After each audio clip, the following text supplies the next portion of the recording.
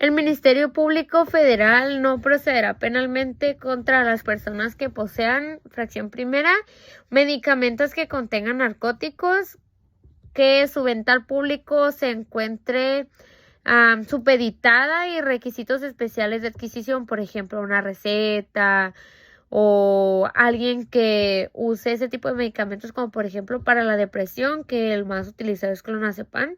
Entonces, se sabe que su venta sí está regulada, pero necesita alguna autorización. Entonces, para quien posea ese tipo de medicamentos, pues no aplicará la penalidad. Así también para aquellos que posean peyote u hongos alucinógenos, cuando por la cantidad y circunstancias del caso pueda presumirse que serán utilizados en las ceremonias de usos y costumbres de los pueblos y comunidades indígenas, que esas pues son reconocidas ante la autoridad federal, pues como ahí lo menciona, son usos y costumbres que en algunas poblaciones pues se acostumbran a usar para las ceremonias religiosas, por así decirlo. Entonces, estos dos elementos se les llama excluyente de responsabilidad. Para los efectos de este capítulo, se entiende por posesión a la tenencia material de narcóticos o cuando estos están dentro del radio de acción y disponibilidad de la persona. La posesión de narcóticos podrá ser investigada, perseguida y sancionada por las autoridades de fuero común en los términos que determine la Ley General de Salud cuando se colmen los supuestos del artículo 474 de este ordenamiento.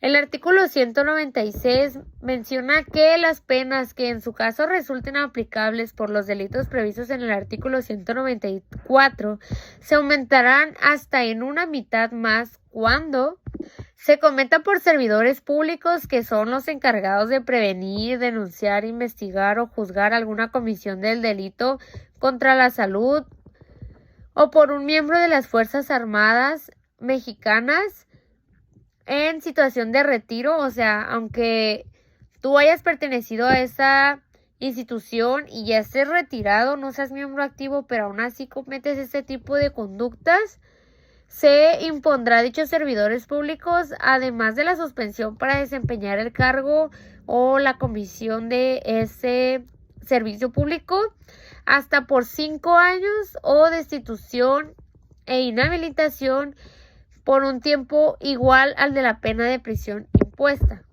Y en el caso de que se tratara de un miembro de la Fuerza Armada, se le inhabilitará hasta por un tiempo igual al de la pena de prisión también para desempeñar este cargo o comisión pública. Cuando la víctima fuera menor de edad o incapaz para comprender los actos que está sucediendo y que no tenga la capacidad ella de desistirse a este delito. Cuando se utilicen a menores de edad o incapaces para cometer cualesquiera de estos delitos, cuando se cometan en centros educativos, asistenciales, policiales o de reclusión o en sus inmediaciones con quienes aquellos acudan, cuando alguna de estas conductas sea realizada por profesionistas, técnicos, auxiliares o personal relacionados con la disciplina de la salud o cualquiera de sus ramas y se valga de esa situación para poder cometer estos delitos. En este caso, además de la pena, se le va a imponer suspensión de derechos o funciones para ejercer profesionalmente hasta por 5 años y la inhabilitación hasta por un tiempo equivalente a la prisión que la pena establece. A la gente que determine o encargue a otra persona cometer algún delito de los previstos en el artículo 194, que se aproveche que sea ascendiente familiar o moral o la persona autorizada tenga jerarquía sobre alguno de ellos. Por ejemplo, si a mí mi maestro me ordena que cometa alguna de esas de algunos delitos, encajaría pues en este último supuesto que habla acerca de la jerarquía que tenga sobre mí. O sea, yo lo veo como una autoridad máxima ante mí. Y por último, cuando se trate de un propietario, poseedor, arrendatario o usufructuario de un establecimiento de cualquier naturaleza y que éste lo lo emplee para realizar algunos de los delitos que están previstos en este capítulo, o que aún así, conociendo la situación, permita la realización por terceros. En este caso, además, se clausurará definitivamente el establecimiento, que esto encuadra perfectamente como lo que regularmente conocemos como tienditas, que aunque nosotros sepamos que sí venden cosas que debe vender una tiendita, por ejemplo, productos de la canasta básica, leche, huevos y todo eso, aún así, ese establecimiento está destinado a la venta, distribución, comercio, suministro o producción de narcóticos, estupefacientes o psicotrópicos. Pues, como lo menciona en el artículo, este establecimiento, dado de que se conozca uno así, pues, será clausurado por la autoridad correspondiente, que en este caso sería el ayuntamiento. El artículo 196 ter menciona lo siguiente: se impondrá de 5 a 15 años de prisión y de 100 a 300 días multa, así como decomiso de los instrumentos, objetos o productos del delito al que se desvíe o por cualquier otro medio contribuya a desviar precursores químicos o productos químicos esenciales o máquinas al cultivo, extracción, producción, preparación o acondicionamiento de narcóticos en cualquiera de sus presentaciones. Esta misma pena será aplicada, así como la inhabilitación para ocupar cualquier cargo o comisión público hasta por 5 años al servidor público que en ejercicio de sus funciones, o sea, que esté activamente trabajando, permita o autorice cualquiera de las conductas comprendidas en este artículo. Por ejemplo, yo siempre me he preguntado, si se hacen drogas, si se crean drogas, yo sé que, por ejemplo, algunas, como la marihuana, se cultiva, el cannabis, ¿no? Que es la que yo más conozco. Yo sé que esa se cultiva y que para eso quizá a lo mejor no necesito tanto precursor químico.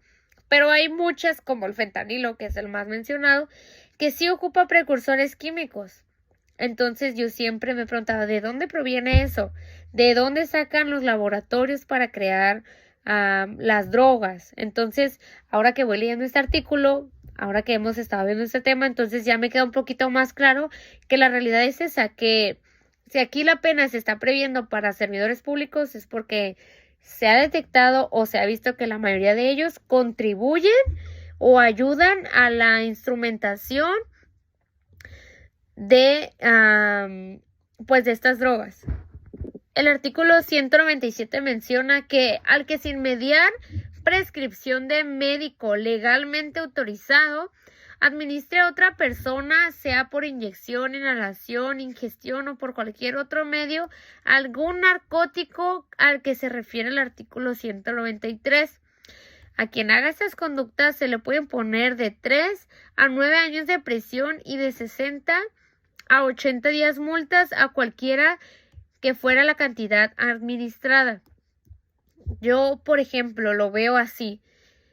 Yo sé que actualmente se está legalizando la marihuana. Entonces, yo he visto que hay gente que tiene pomadas que son de uso personal, ¿no? Que esas sí están legalizadas. Pero, por ejemplo, si yo digo, ay, ¿sabes qué? Yo no me quiero echar pomada en mis piernas para mi dolor. Yo quiero que me suministre marihuana, por así decirlo. Entonces eso me lo tiene que determinar a mí un médico legalmente autorizado. O sea, tiene que ser alguien que esté en ejercicio de sus funciones, que tenga su título de cédula profesional.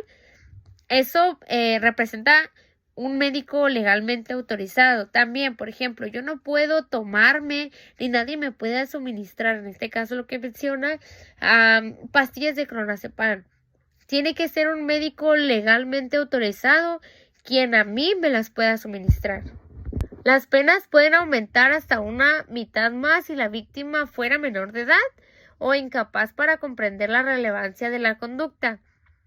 También al que indebidamente suministre gratis o prescriba a un tercero mayor de edad algún narcótico mencionado en el artículo 193 para su uso personal e inmediata.